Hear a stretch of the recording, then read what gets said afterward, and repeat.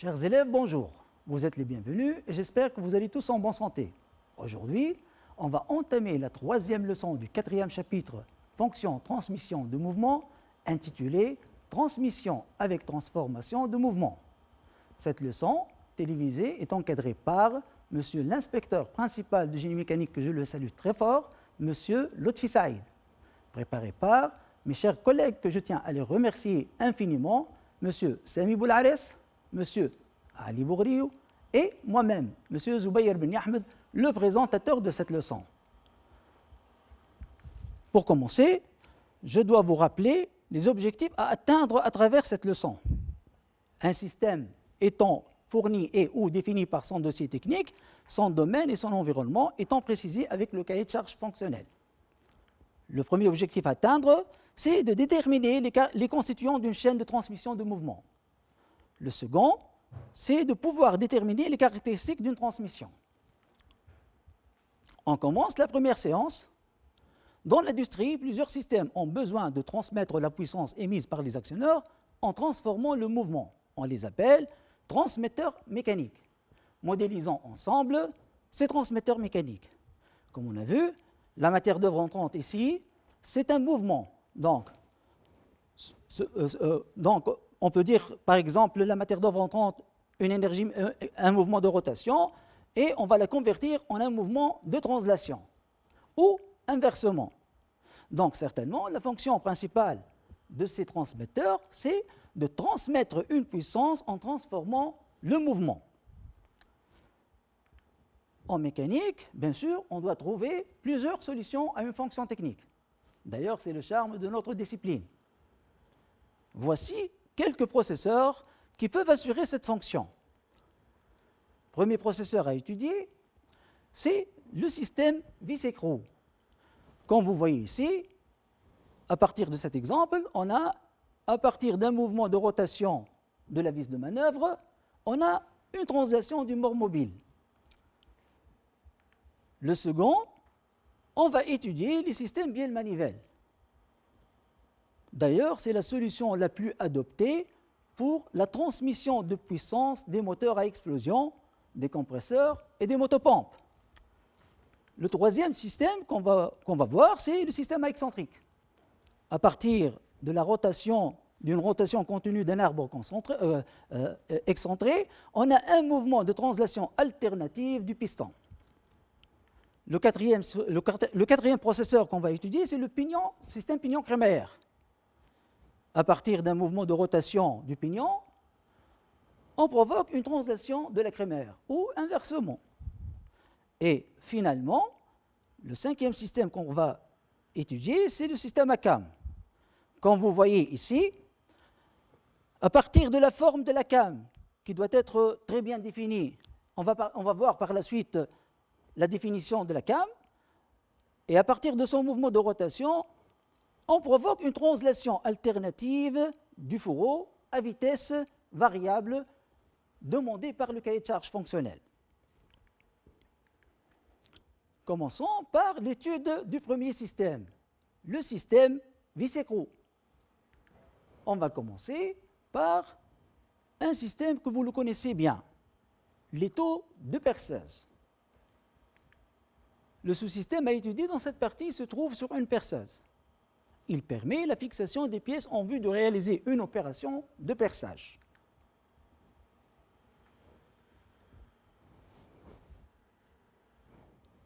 Vu l'opération de serrage, pour assurer l'opération de serrage, il faut avoir deux mouvements. Comme vous voyez ici, un mouvement, le mouvement d'entrée ici, c'est la rotation de la vis de manœuvre, et le mouvement de sortie, c'est la translation du fourreau. La translation du mort mobile. Vu que le mouvement de sortie est de nature différente du mouvement d'entrée, on dit que la transmission de puissance est réalisée avec transformation de mouvement. Donc, ces dispositifs qui transforment la rotation en une translation, ou inversement, on peut les nommer aussi les dispositifs de transformation de mouvement. Passons au principe de transformation de mouvement. On va commencer par la désignation de quelques composants. Les principaux composants de l'étau, c'est le premier composant, comme vous voyez ici, c'est le bras de manœuvre. Le deuxième, c'est la pièce jaune ici, qui a un filetage, donc on peut la nommer une tige filetée ou vis de manœuvre. Le troisième, certainement, doit avoir un taraudage. Donc, certainement, c'est un écrou. Le quatrième, c'est la pièce verte ici, c'est la petite pièce verte qui doit être logée dans une gorge de la vis, s'appelle plaquette. La pièce numéro 5, comme vous voyez ici, c'est la partie coulissante, on va la nommer le mort mobile.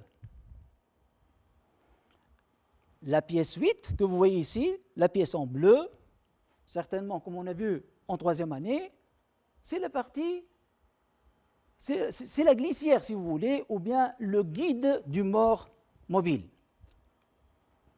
Et enfin, la pièce fixe ici, c'est la pièce verte, la pièce 11, certainement, c'est le mort fixe. On va décoder collectivement le dessin d'ensemble de cet étau. Vous allez trouver ce dessin d'ensemble dans le manuel de cours, page 242. Principe de fonctionnement. La rotation de la vis de manœuvre 2 assurée par le bras 1 provoque la translation du mort mobile 5 pour obtenir le serrage de la pièce à usiner. On a ici notre matière d'œuvre. Donc, on va se focaliser dans cette partie-là. C'est le système, si vous voulez, vis-écrou. Donc,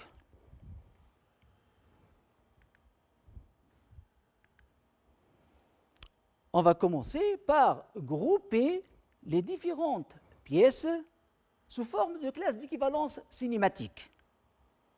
Je vous rappelle, une classe d'équivalence cinématique, c'est l'ensemble de composants qui ont une liaison encastrement entre eux. Ou bien tout simplement, c'est l'ensemble des pièces solidaires entre elles lors du fonctionnement de ce mécanisme. Les classes, on a divisé ce système en 4 classes.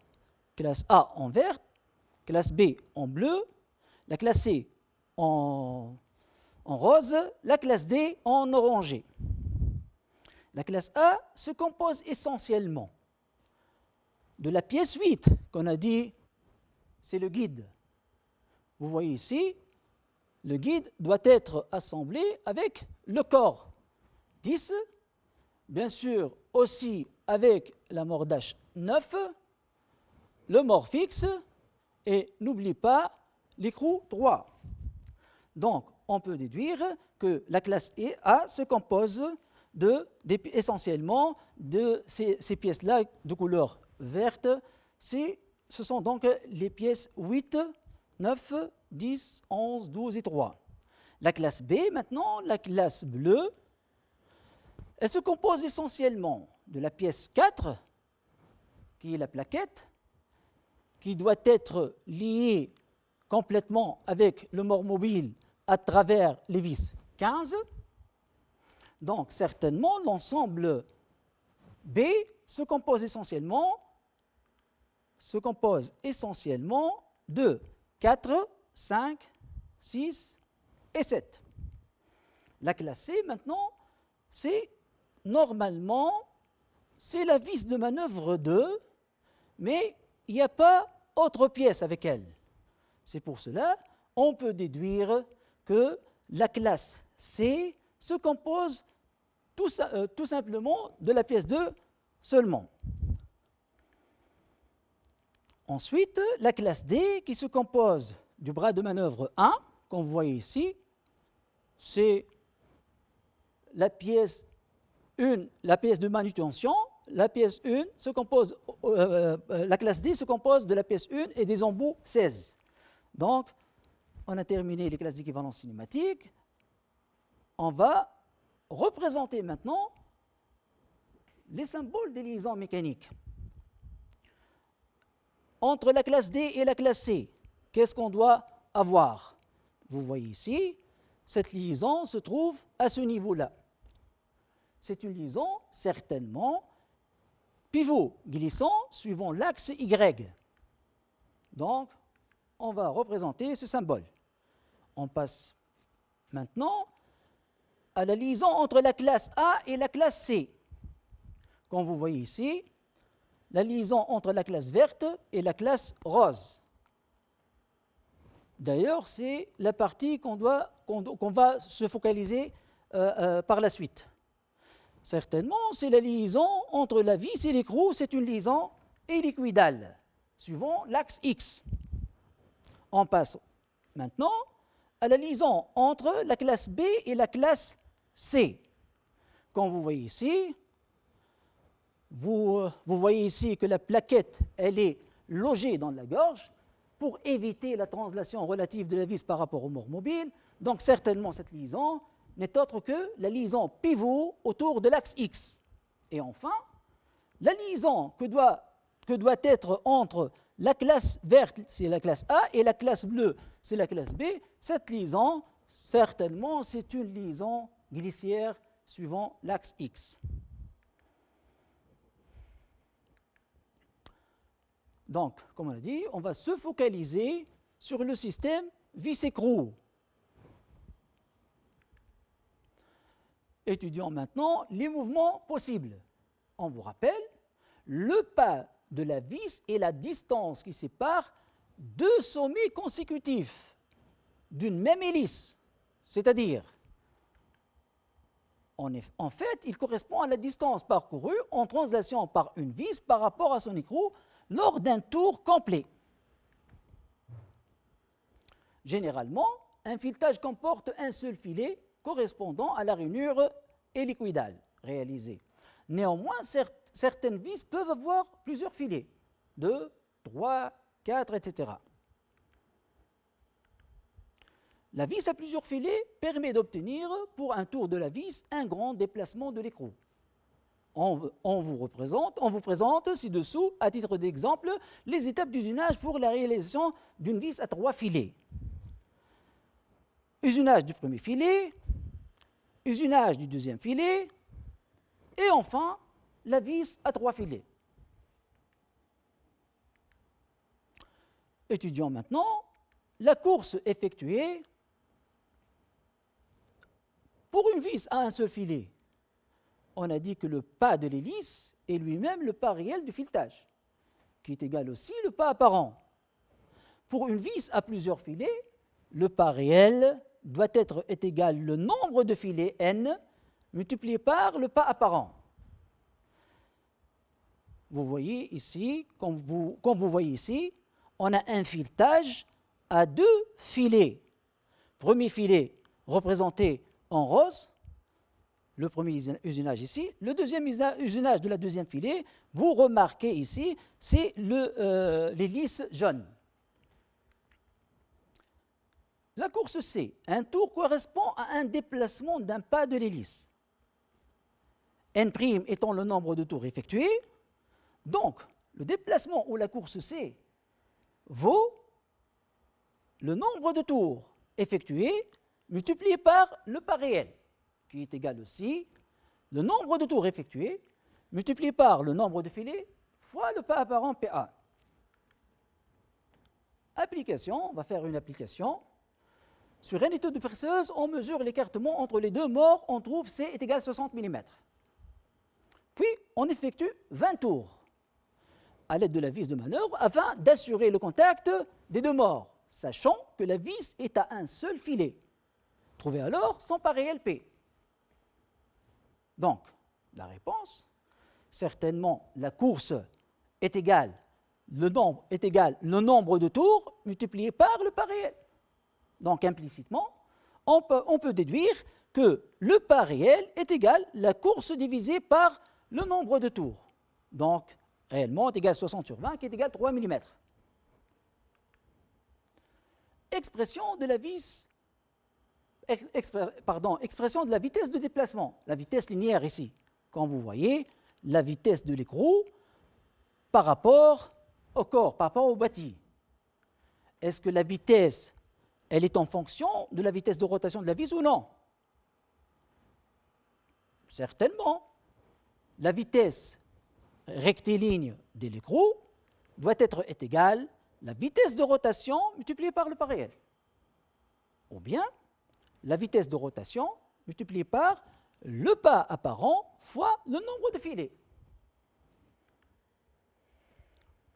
Voici quelques exemples. Voici un exemple d'un système vis-écrou. Ça s'appelle vis de précision ou vis différentielle.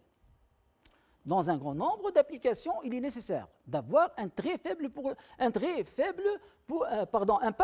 pour la vis, comme les appareils de mesure, les micromètres, etc. Comme vous voyez, la vitesse de l'écrou par rapport au bâti est nettement inférieure à la vitesse réelle de la vis par rapport au bâti. Comme vous voyez, si la vis se déplace de 8 mm, alors l'écrou, elle va déplacer, comme on va faire, c'est le pas réel, c'est le pas de la première partie, moins le pas de la deuxième partie. C'est égal réellement 0,25 mm.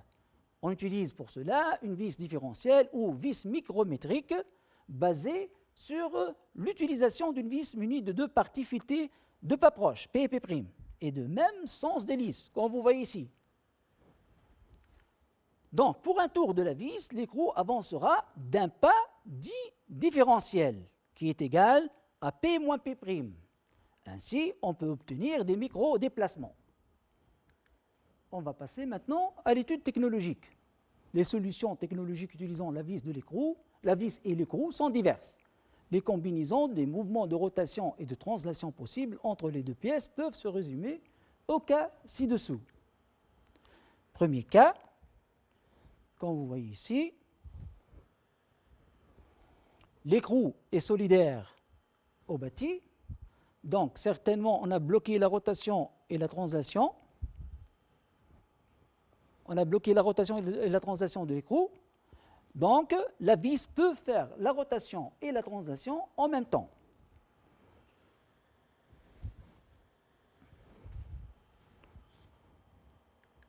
On passe au deuxième cas.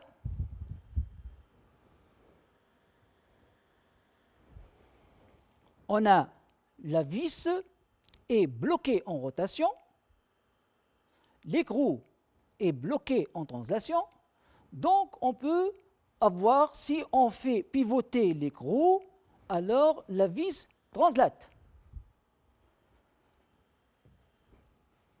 On passe au troisième cas.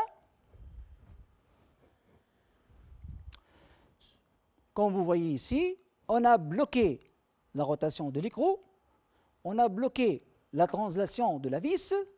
Donc, si la rotation de la vis ici, elle va provoquer la translation de l'écrou, comme vous voyez ici. Le quatrième cas, comme vous voyez ici, on a bloqué la rotation et la translation de la vis. Vous voyez ici, la vis est solidaire au bâti fixe.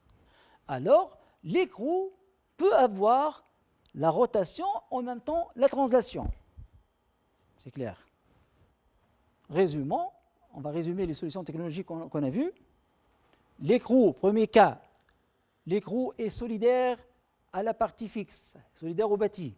Donc, la rotation provoque la translation de la vis. Donc, on fait 0 pour la rotation de l'écrou, 0 pour la translation de l'écrou, 1 pour la rotation de la vis, 1 pour la translation de la vis. Dans le deuxième cas, on a éliminé la rotation de la vis, on a éliminé la rotation de la vis, on a bloqué la translation de l'écrou. Si on fait le mouvement de rotation de l'écrou, on va provoquer la translation de la vis. Troisième cas, si l'écrou est bloqué en rotation, la vis est bloquée en translation. Donc la rotation de la vis provoque la translation de l'écrou. Et le dernier cas, si la vis est solidaire au bâti fixe, certainement la rotation de l'écrou provoque sa translation. Étudions maintenant la réversibilité du système vis-écrou. Le système vis-écrou est généralement irréversible, c'est-à-dire la rotation provoque la translation, mais l'inverse n'est pas toujours possible.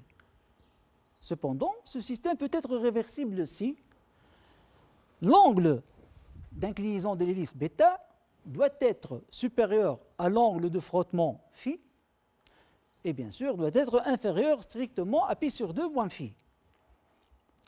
On vous rappelle que tangente de l'angle de frottement n'est autre que le coefficient de frottement f.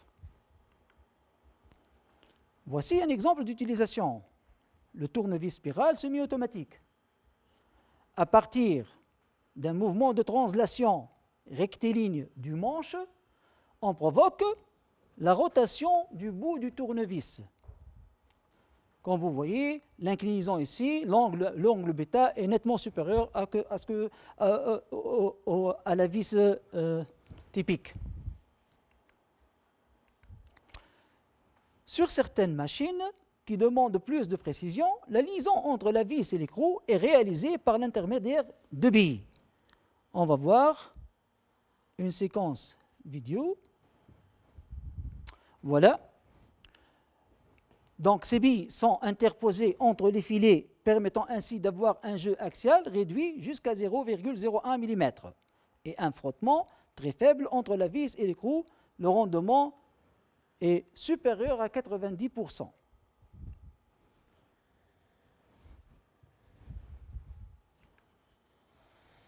Donc, résumons, pour une vis à un seul filet, le pas réel, c'est lui-même, c'est le pas apparent. Pour une vis à plusieurs filets, le pas réel est le nombre de filets multiplié par le pas apparent PA.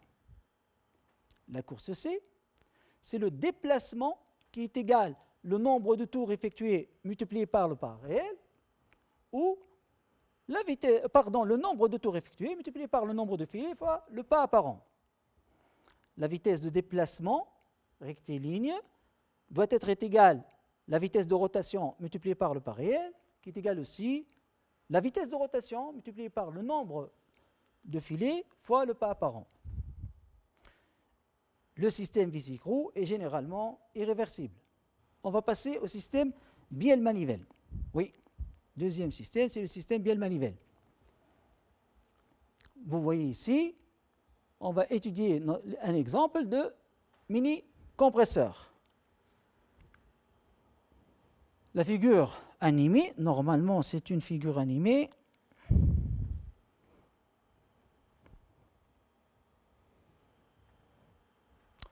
La figure animée ci-dessous et le dessin d'ensemble de la page suivante représente un mini-compresseur. Il est utilisé généralement pour gonfler des objets ayant une chambre à air. Donc, la rotation de l'arbre moteur droit, animé par le moteur électrique, est transmise à l'arbre Villebrequin ou manivelle 11 par l'intermédiaire de l'engrenage cylindrique 1, 5. La rotation continue de la manivelle provoque alors la translation alternative du piston 30 à l'aide de la bielle 16. Cette pièce-là, c'est la bielle 16. Pendant la descente du piston, il se crée une dépression permettant d'aspirer de l'air ambiant à travers le clapet 22, comme vous voyez ici. Pendant la montée, l'air aspiré va être refoulé à haute pression pour l'utilisation à travers le clapet 28. Vous trouvez le dessin d'ensemble, page 249. Quand vous voyez le mouvement d'entrée, c'est la rotation de l'arbre moteur, va être transmise à la manivelle 11 à travers le système engrenage 1,5. Cette rotation va être transmise à la translation du piston à travers la biellette, à travers la bielle 16, pour aspirer ou refouler l'air. La nomenclature, vous la trouvez dans le manuel de cours, page 250. Passons au schéma cinématique. Complétez le schéma cinématique du mini-compresseur suivant les deux vues. On a la vue de face et la vue de gauche. Notre arbre moteur ici, certainement, son mouvement est une rotation, donc la liaison, c'est une liaison pivot par rapport au bâti. Cette liaison doit être entre la manivelle et le bâti fixe, donc c'est une autre liaison pivot, suivant l'axe X. Bien sûr, cette liaison en vue de gauche, ça représente sous forme d'un cercle, c'est la même liaison, mais à partir de la vue de gauche. Ensuite, la liaison entre la manivelle et la bielle, certainement, c'est une liaison pivot autour de l'axe X, qui se représente sous forme d'un cercle en vue de gauche. Et enfin, la liaison entre le piston E et la bielle, c'est une autre liaison pivot qui va se représenter aussi sous forme d'un cercle. Passons aux éléments constitutifs du système bielle-manivelle. Donc, on a quelques termes, c'est la terminologie, on a quelques termes à voir. Première chose, la pièce 1, qui a un mouvement de rotation normalement, s'appelle manivelle. En termes généraux, s'appelle manivelle. Mais en particulier pour les moteurs, les compresseurs, s'appelle vilebrequin. La pièce 2, ici c'est la pièce qui a une tête et un pied, qui a les deux bouts, s'appelle bielle. La même chose pour les moteurs et les compresseurs, on les nomme ici bielle. La pièce 3, dans ce cas c'est la pièce grise, son mouvement c'est une translation alternative. Cette pièce, en général on peut la nommer, c'est le coulisseau. Et en termes particuliers, s'appelle le piston. La quatrième pièce, c'est la pièce fixe. Normalement, c'est le bâti. Ou bien, on peut la nommer aussi, c'est la glissière. En termes particuliers, pour les compresseurs et les motopompes, etc., on les appelle cylindres ou chemise-piston. Passons maintenant à la terminologie de la bielle. On a le bout, on a dit que la bielle, elle a deux extrémités, une tête et un pied. La tête, c'est en A, c'est la partie en contact avec la manivelle. Le pied de la bielle doit être en B, c'est la partie en contact avec le coulisseau ou le piston 3. Passons maintenant au mouvement possible. Donc, à partir du mouvement de la manivelle, qui est une rotation continue, on va trouver une translation alternative du piston. La longueur de déplacement du piston, ça sera entre le point F et le point G. Donc, la distance FG, qui est égale à C, c'est égal à la longueur de déplacement du piston.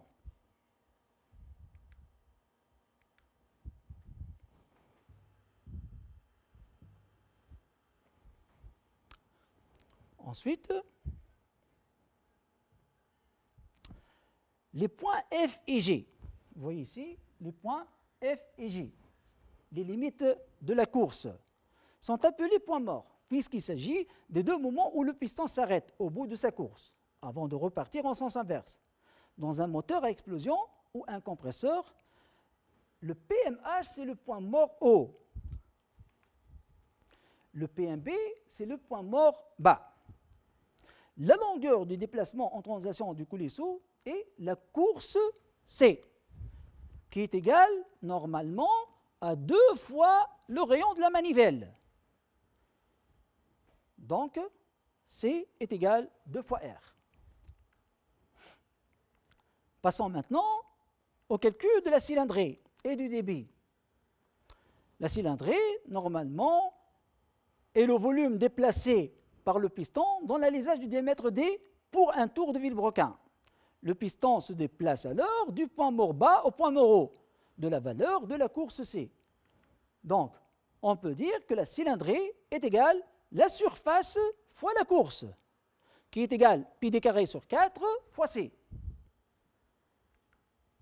Application. Supposons on a un seul cylindre, donc le diamètre D est égal à 4 cm, la course C est égale à 10 cm, donc on peut calculer la cylindrée qui est égale à la surface multipliée par la course, qui est égale à 125,66 cm3. C'est la même chose qui est égale à 0,125 décimètres3, qui est égal à 0,125 litres. Je vous rappelle qu'un litre, un décimètre3 est égal à un litre qui est égal à 1000 cm3. Calculons maintenant le débit. Cherchons la valeur du débit volumique ou du compresseur à 1500 tours par minute. Je vous rappelle que le débit volumique, c'est le volume d'air refoulé en une minute, qui est égal à la cylindrée multiplié par la vitesse de rotation. L'unité de la cylindrée doit être en centimètres cubes, la vitesse de rotation doit être en tours par minute, donc le débit volumique, certainement, c'est en centimètres cubes par minute. Revenons à notre application. On a trouvé la cylindrée est égale à 125,66 cm3. La vitesse de rotation est égale à 1500 tours par minute. Donc, le débit volumique, on peut calculer 125,66 fois 1500, qui est égal à 188 495 cm3, qui est égal aussi à 188,5 à peu près litres par minute, ou 188,5 décimètres3 par minute. Bien sûr, je vous rappelle aussi, un litre vaut un décimètre3 est égal à 1000 cm3. Passons maintenant au principe de la cinématique graphique. On va déterminer maintenant graphiquement la vitesse de translation du piston.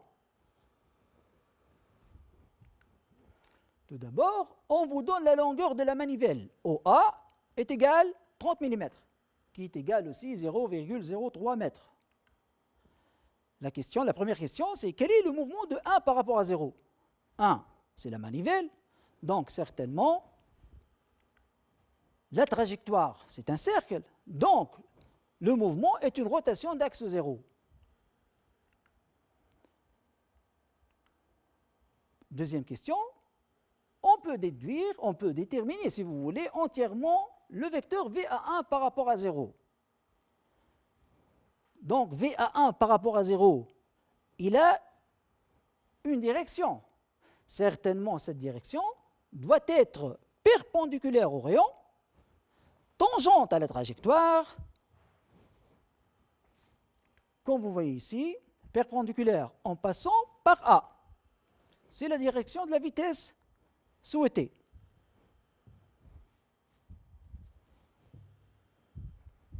Le sens, certainement, est donné par le mouvement de 1 par rapport à 0. C'est le sens direct. La norme du vecteur VA1 par rapport à 0 va être égale à la vitesse angulaire multipliée par le rayon OA, avec oméga, bien sûr, est égal depuis n sur 60, qui est égal à 157 radians par seconde. On peut l'écrire ici, oméga 1 par rapport à 0 est égal à 157 radians par seconde.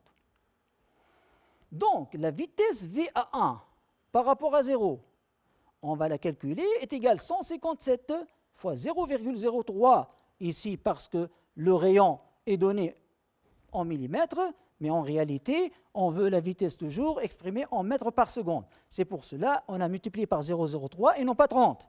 Donc 157 fois 0,03 est égal à 4,7 mètres par seconde. En appliquant l'échelle donnée, pour 1 mètre par seconde vaut 10 000 mètres, donc on peut représenter ce vecteur vitesse d'une longueur est égale à 47 mm. Constatation, le point A appartient à l'axe de la liaison pivot entre 1 et 2.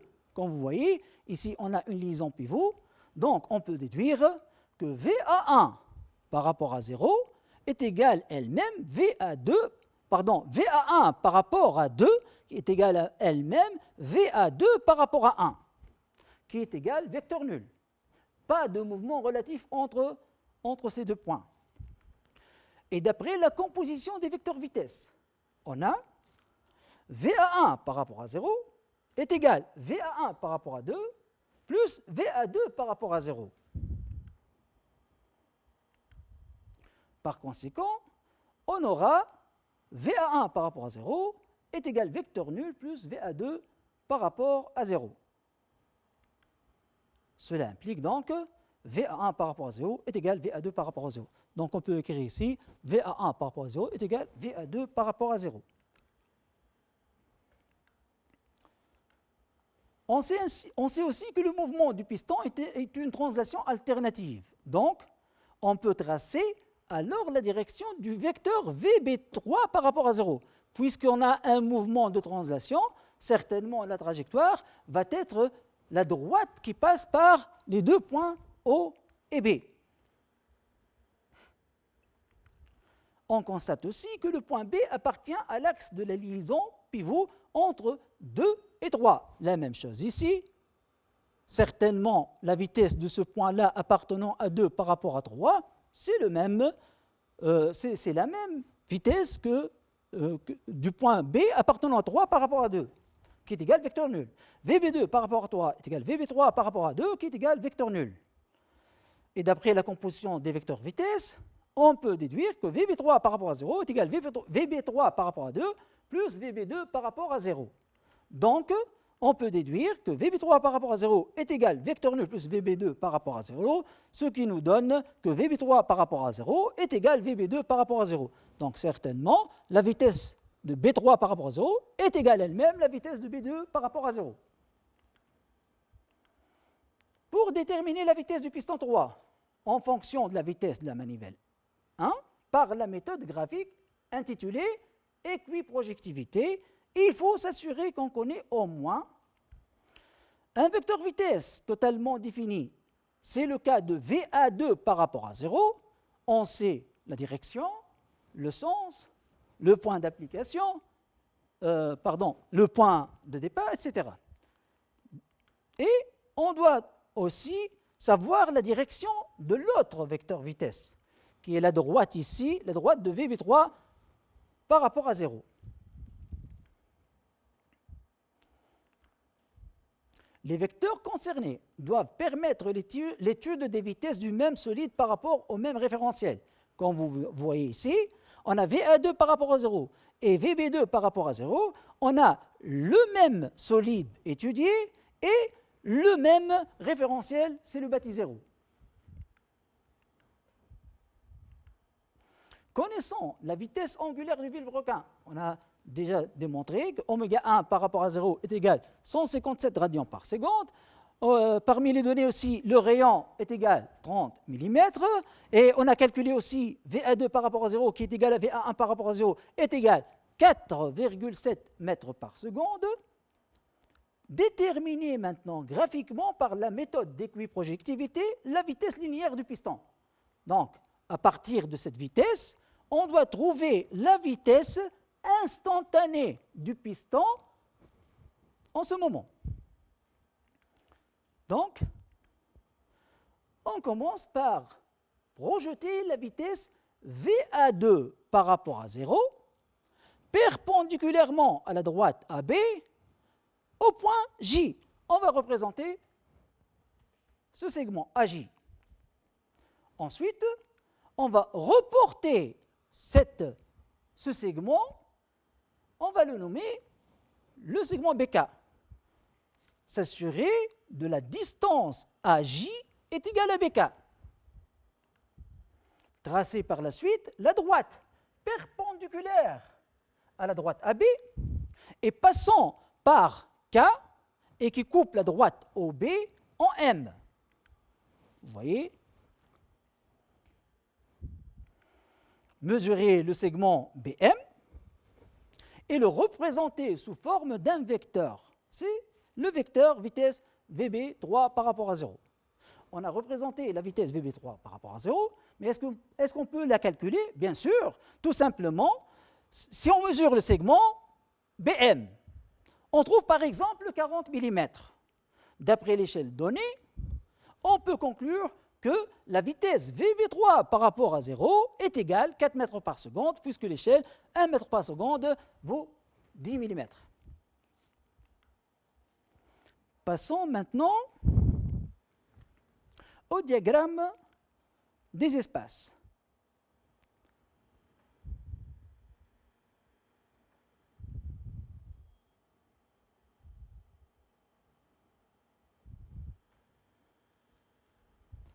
C'est ce diagramme-là. Malheureusement, normalement, elle est animée, mais quand même.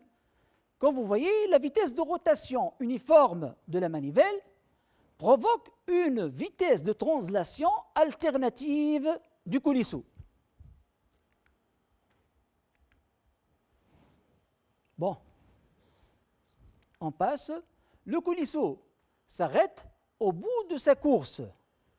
Les bouts de sa course, certainement, c'est cette position et celle-là. Lorsque la tête de la bielle atteint les positions 0 et 6, avant de repartir en sens inverse.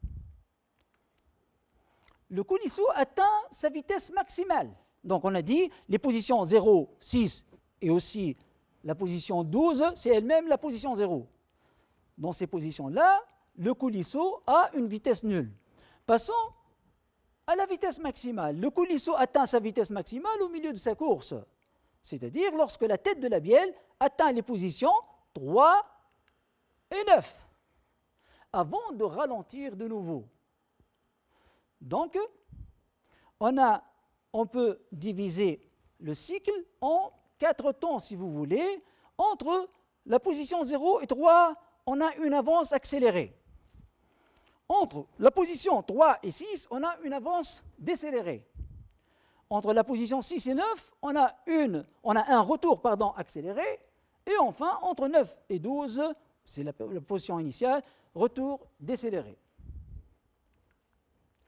Autre solution technologique similaire, c'est le système manivelle et coulisse.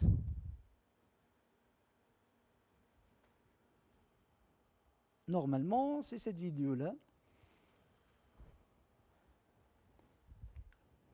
Donc, comme vous voyez, à partir de la rotation de la manivelle, on obtient une translation de la coulisse. C'est bon? Donc, la rotation continue de la manivelle se transforme en une translation alternative de la coulisse, grâce à la noix utilisant le système. La noix, c'est cette pièce-là, coulissante. Le système est réversible, voire manuel de cours, page 257. Travail demandé, donnez la nature du mouvement de la manivelle B. Vous voyez ici, la manivelle B, qu'est-ce qu'elle va faire? Certainement, elle va faire un mouvement circulaire uniforme. Question 2, tracer la trajectoire du point D. Le point D, c'est ce point-là, appartenant à la manivelle B par rapport au corps A. TA, on va nommer cette trajectoire TA, certainement c'est un cercle, comme vous voyez ici. Donnez la nature du mouvement du coulisseau. Le coulisseau, comme vous avez vu dans la séquence vidéo, le coulisseau, certainement, son mouvement est rectiligne alternatif. Petit d, tracer la trajectoire du point M appartenant au coulisseau C par rapport au corps A. C'est la trajectoire TM. Prenons ce point-là, par exemple, le point M. Sa trajectoire, certainement, c'est une ligne qui doit être collinéaire avec l'axe du coulisseau. Ensuite, calculer la vitesse linéaire du point D et tracer sur le schéma son vecteur vitesse, sachant que le rayon de la manivelle est R égale 14 mm. Sa vitesse de rotation est N égale 2000 tours par minute. Commençons par la direction. On a dit que c'est la tangente à la trajectoire, ou bien perpendiculairement, si vous voulez, à la manivelle. On peut maintenant calculer cette vitesse. On a les données. V est égal le rayon fois la vitesse angulaire, qui est égale R fois 2πn sur 60. On a ici le rayon est donné en millimètres, donc certainement pour pour la donner en mètres, on doit la multiplier par 10 puissance moins 3. Donc V est égal à 14 fois 10 puissance moins 3 fois 2pi fois 2000 sur 60. Après tout calcul fait, la vitesse est égale à 3 mètres par seconde. Donc, en appliquant l'échelle, on va représenter le vecteur vitesse d'une longueur qui est égale à 30 mm. Question suivante, déduire par la méthode graphique le module du vecteur vitesse du point M appartenant aux coulisses C par rapport au corps A. Tout d'abord, on doit projeter cette vecteur vitesse à la composante qui est parallèle à la trajectoire. On va l'appeler V1. Par la suite, on va reporter cette vitesse au point M et on va mesurer cette vitesse. On va mesurer cette distance. Et appliquant l'échelle donnée, on va trouver Vm est égal les 22 mm multiplié par l'inverse de l'échelle qui est égal à 2,2 mètres par seconde. Passons au troisième système. Troisième système, c'est le système à excentrique.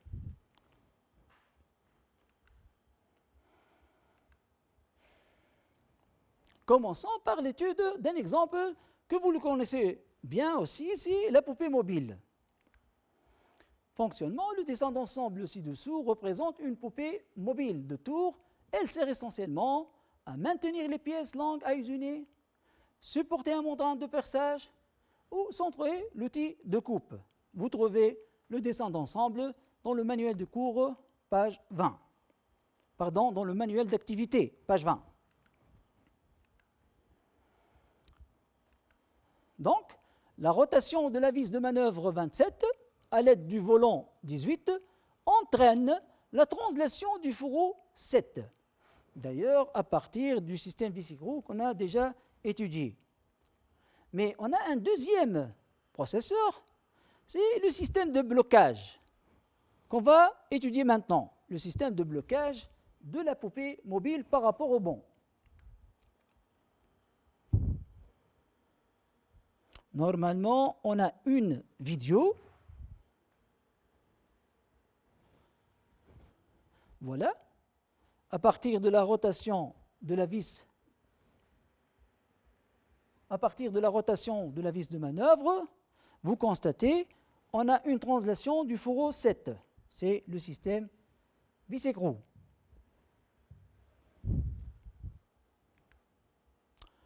Analyse de fonctionnement. On va commencer par établir le schéma cinématique de ce système. On a dit que le mouvement d'entrée, généralement, ici, c'est la rotation du volant. Le volant appartient à la classe C, la classe verte. Donc, certainement, la classe A est le support fixe. Le mouvement relatif de la vis de manœuvre, si vous voulez, est le volant par rapport au corps fixe.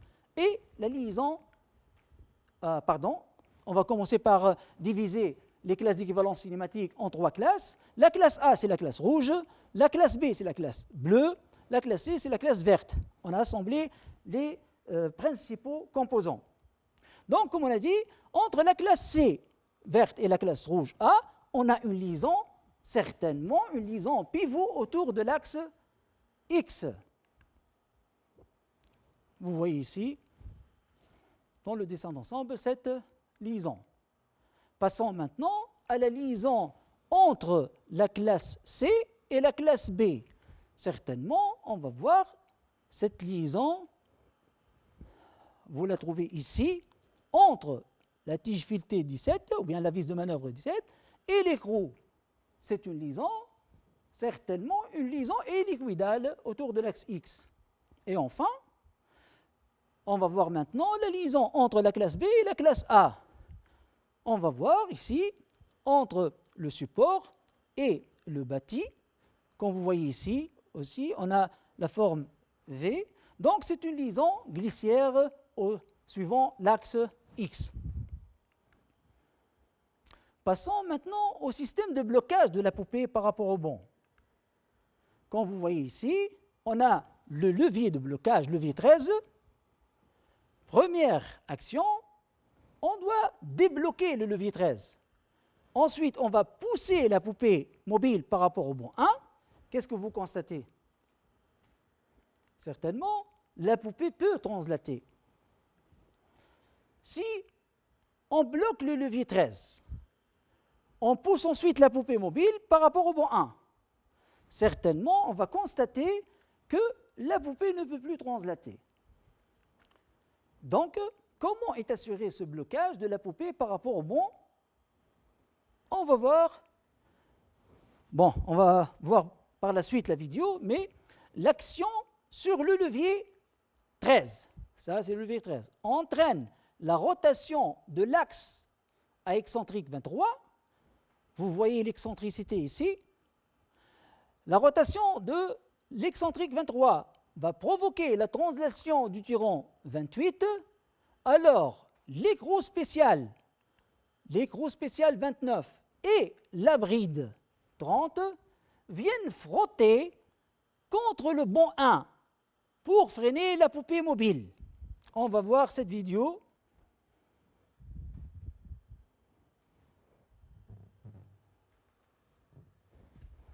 Vous voyez comment ça fonctionne, ce système de blocage.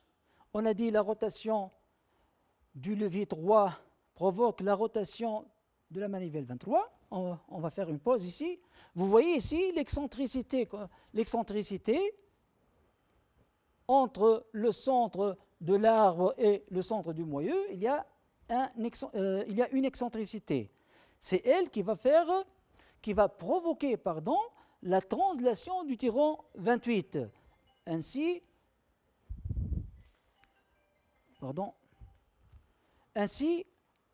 on va créer le blocage de ce système. Donc, calculons maintenant la course. Calculez la course du tyron 28 d'après le dessin d'ensemble. Vous voyez, l'excentricité ici, E. En réalité, on va mesurer cette excentricité à partir du dessin d'ensemble qui est représenté à l'échelle 1/4. On va trouver 1 mm. Donc, et d'après l'échelle, on doit multiplier par l'inverse de l'échelle. On va trouver E est égal à 4 mm. Donc, la valeur de la course C doit être 2 fois l'excentricité. Donc, 2 fois E est égal à 8 mm. Conclusion, la rotation continue de la pièce excentrée provoque la translation alternative de la pièce en contact avec elle. Poussoir ou suiveur, soit l'excentricité E, soit E, c'est la valeur de l'excentricité. Alors, la course C est égale à 2 fois E. On va voir une animation.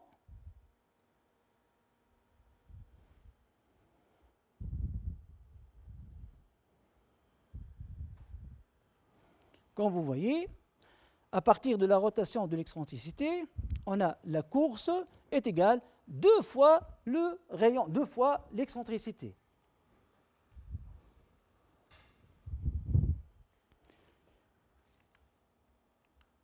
Remarque, le contact entre le poussoir et la pièce excentrée engendre un frottement important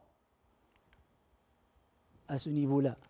Donc, pour remédier, on interpose un élément roulant comme un galet ou un petit roulement, comme vous voyez ici. Chers élèves, on a terminé aujourd'hui la première séance de cette leçon. Merci d'avoir suivi. Et en attendant la prochaine, je vous souhaite une bonne révision, soyez prudents et surtout restez à la maison.